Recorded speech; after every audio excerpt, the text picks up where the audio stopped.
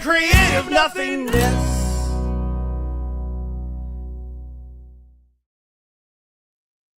My name is Christopher Albright. This is Panel by Panel, a show in which we read your favorite comics panel by panel. And today we have something a little special on. We're going to have Mr. Nate. I actually realized I don't know how to pronounce your last name. Schachter. Mr. Nate Schachter. Thank you so much for having me. Yes, sir. You're representing Summit Comics, is that right? Yes, I am. Repping the merch too. Hey, I actually got to kind of be in a front seat watching you guys create Summit Comics. In fact, I hated Summit Comics and I fought against it tooth and nail from the very beginning. But we're at a point now where I can't argue that you guys are a success. And so here we are. What book are we going to be reading today? We will be reading the first 5 pages, the teaser that will be in Pinnacle of my upcoming book, Wayfarer, with art by Stan Yak. I'm really excited for this. It is a sci-fi epic, the very beginning of it. Give me just a little bit of what inspired you to write Wayfarer, because you also wrote another one called Golden Sun. Is that right? Yes, Golden Sun is also in Pinnacle, and that was released alongside the sneak peek, the sneak peek, and that one very inspired by Greek mythology. This one is also inspired by elements of Greek mythology, with this overall structure of the story pulling from the Odyssey and sort of that idea of a grand journey. But this is mostly just me pulling from my love of science fiction. The first issue is very much sci-fi, horror mixed with sort of Star Wars. The second issue is very space western. The third issue is very sci-fi, is very like Silver Age cosmic adventure. The fourth issue is going to be very multiversal meta. It's going to vary in tone, and every issue is going to have a very different story structure. And we're going to be playing with that. It's just a love letter to the sci-fi and space epic genres. That's exciting. Okay, let's go ahead. We're going to open this up. I'm going to ask you some questions. You're going to let me know what's happening. In fact, do you have a copy available to read right now? Yes, I do. Wonderful. Let's go. So we're going to open to the very first page. This is how it hits you for everyone. No words on this page. Is that right? Yeah, no words. The only lettering was done by Adam on the screens in that panel to just add some alien text. It's not that noticeable, but just add something. There was maybe going to be the aliens knows the Dreviks are the aliens that abducted him. They were maybe going to be communicating with each other in like a language we couldn't understand, but we thought that would take away from it. Overall, I think silence could do so much, especially when you have an artist that can portray just emotion so well, like Stan did here. No, absolutely. So we have the start of this page completely black. We get a little bit of light, and then apparently doors are opening up for him. Right? He has fallen out of a cryopod or some kind of thing like this. We get to see. You said they're Dreviks. What was the name of these guys? The Dreviks. And I assume he's next to be operated on. Is that what he's seeing in the bottom of this panel? He is seeing basically their MO. The Dreviks are they take a lot of inspiration from the Borg, except they take it to a very horrific degree, sort of to a degree that Star Trek probably couldn't do. Okay, fair. They're invaders, but they're also scientists first and foremost. So they want to learn as much as possible. So they go from planet to planet, sort of vivisecting and dissecting and sort of experimenting on as much as they could to wipe out, and sort of they hypothesize their enemies first as a first wave of attack. So they're basically they took 13 Calithians, which is what Rovek is, our main character, and they killed 12 of them, and then Rovek is sort of the sample that they kept alive to sort of be like, this is what one of them preserved is, and then we're going to do a bunch of horrific, we'll see later, we'll do a bunch of horrific stuff to the other 12 to sort of learn as much as we can. That's interesting. I like the idea of hypothesizing your enemy first. That's different. Now let's talk about from a writer's perspective. When you're writing the script, when you're writing your very first page, there's a lot of inlays in this first page. Did you put that down? How much information did you give your artist before you did this? What happened here? So I usually do give a good amount of information, but at the same time, I always say I'm always happy to trade a good idea for a better idea. You're the one who you're the one who has the most expertise in visuals. I'm only giving this much detail and this much of it for narrative intent. So just take that and everything else you know best. So I did see it as sort of an inset because I think I love using insets because I think that they're a really great tool for comics and providing sort of like a juxtaposition over an image. And I think that for this, it was a really great way of showing a sort of progression of a door opening and then sort of him falling out forward. Hmm. And I really love the sort of, and I loved how Stan sort of used it in his art. He's very like heavy with it. And I sort of knew that going in. And I have found a love for them ever since realizing how important they could, how much weight they could lift in a story. At the end of this, we have him seeing something, but we cut off and we don't get to see what he's seeing anymore. We jump to an entirely different scene. What happens here? No, actually, I can explain on the last page what he did. Yes, go ahead. Yep. You actually go back a page. Let me see here. Yeah. So you see he's staring at himself. He's staring there. He's what I love is Stan's like he's just staring at this carnage. It's sort of like absent-minded, groggy, and he's just like staring at this like the most horrific sight you can imagine. He's like, okay, there's this, might as well happen. Then he's just staring at what's basically himself and just in like his own body, and then he's like horrified, and then we'll see later in these coming pages why he's horrified by just staring at his own lower half of his body, and we'll see that on this next page. Let's go. All right, so what happens here? What happens here is, as you can see here, what he should have is his right leg should be a prosthetic. So what the Drevics did is to have a intact Calithian, they took off his robotic leg, and they, in some like machination of like abominable science, they gave him his leg. They rewrote his leg. That's horrifying. Now that you pointed that out, and now that I actually see that, that is horrifying to even consider. Like, where did this come from? My gosh, that's good. Yeah, that's solid.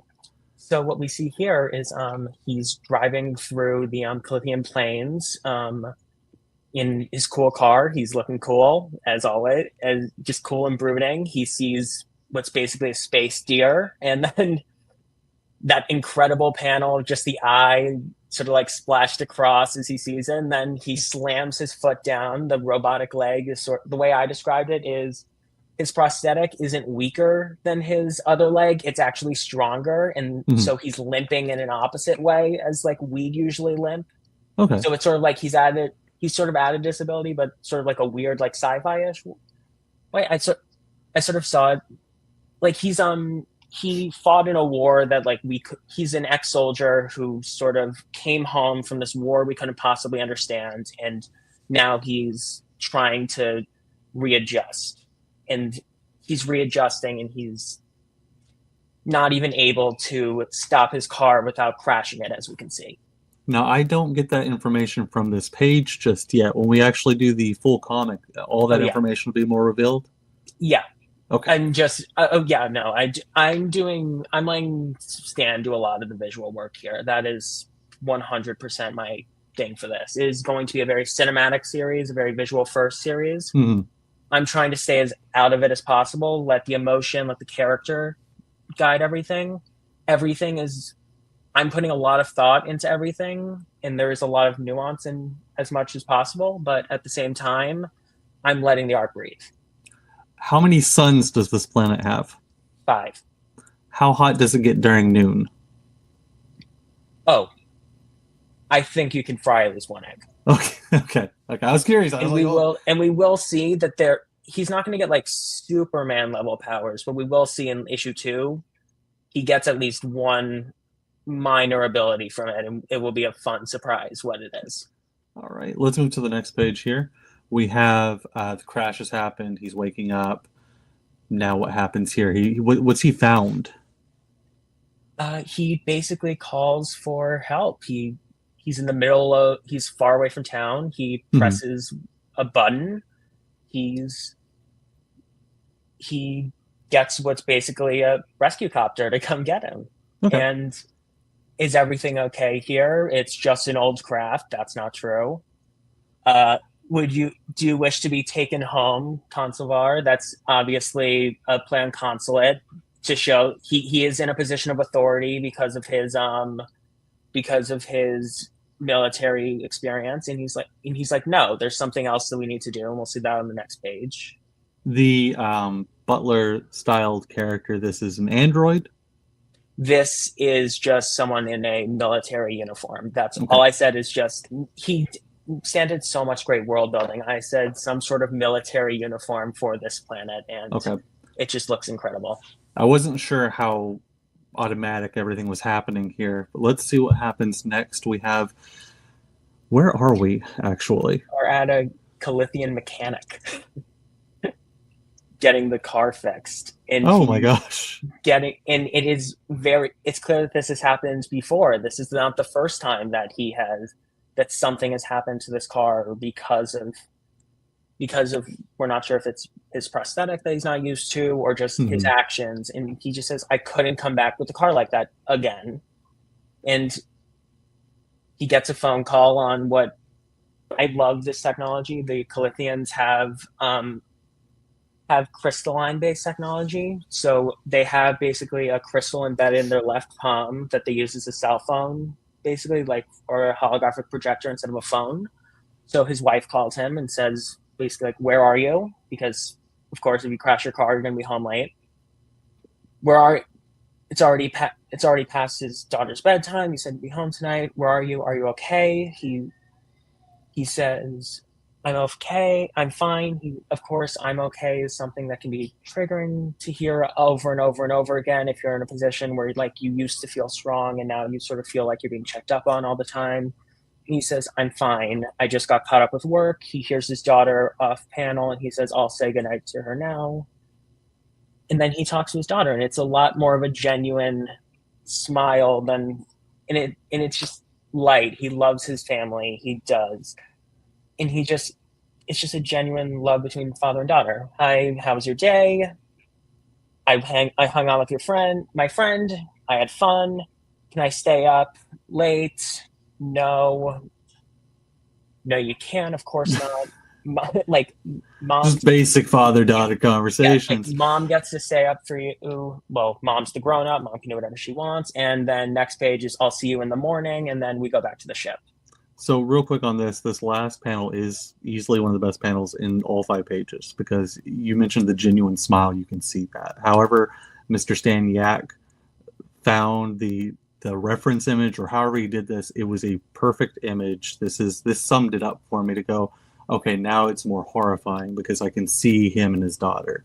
Prior is like, okay, he might die, cool, whatever, he has prosthetic, cool, whatever. But now it's like, I care about the character. You mentioned the crystalline palm situation. I didn't actually, from a reader perspective, realize until you said it that there's something in there that lets them communicate that way. Is this another thing that we're going to discuss further in the full issue?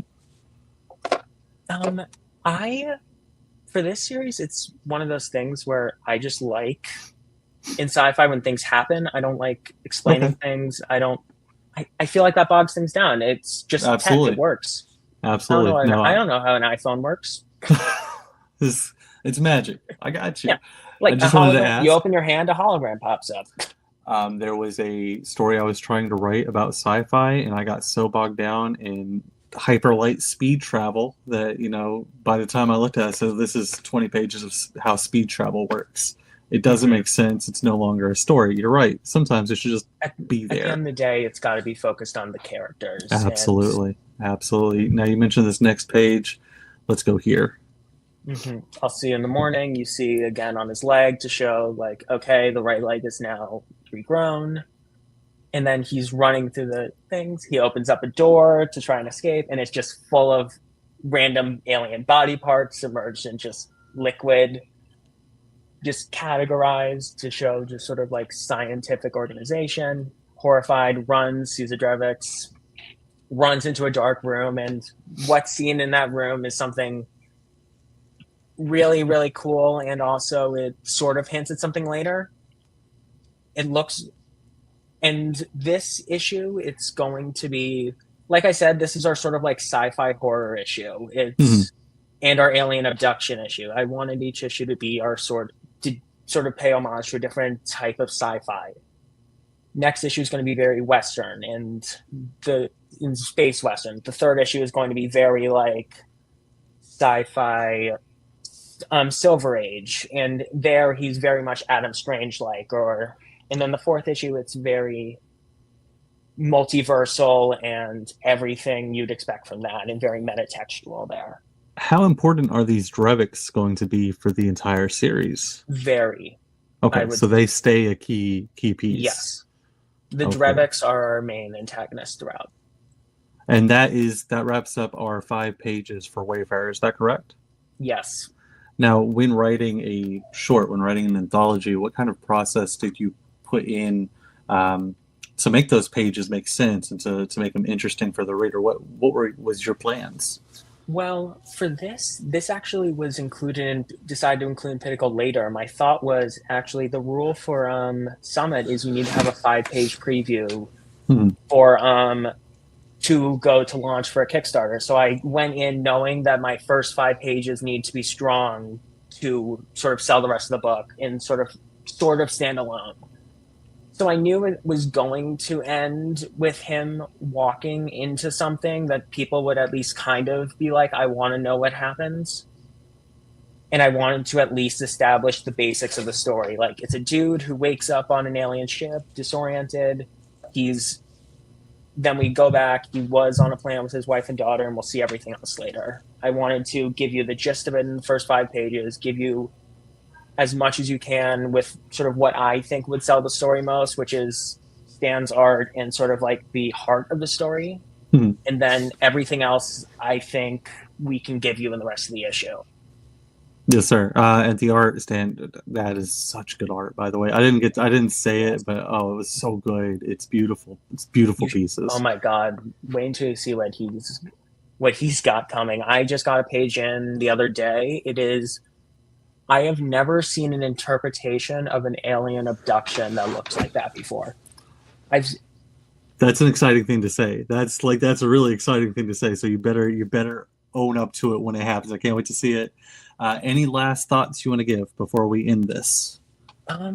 I think that this is a book that is very special. It is like I said, it's a love letter to sci-fi, but it's also it's a love letter to mythology. It's a love letter to just comics. It's just exactly what I've always wanted to do within this medium. Tell an epic story that's also just, each issue is its own sort of epic story that tells you sort of about human perseverance, about a father who wants to get home to at the end of the day, it's just a father trying to get home. And I think that that's something that's powerful. It's just showing you like, this character's badass, this character can get through anything, and I'm just going to throw as much as I can at this guy, and you're just going to see how nothing will stand in his way because his love is that strong. You said it's 5 issues? It will be 4 issues, and then hopefully we can go more from there. After 4 issues, he will be a usable character in the Summit universe, and you will be able to see him interact with characters like Vesper or Cobalt Cricket or things like that on Earth.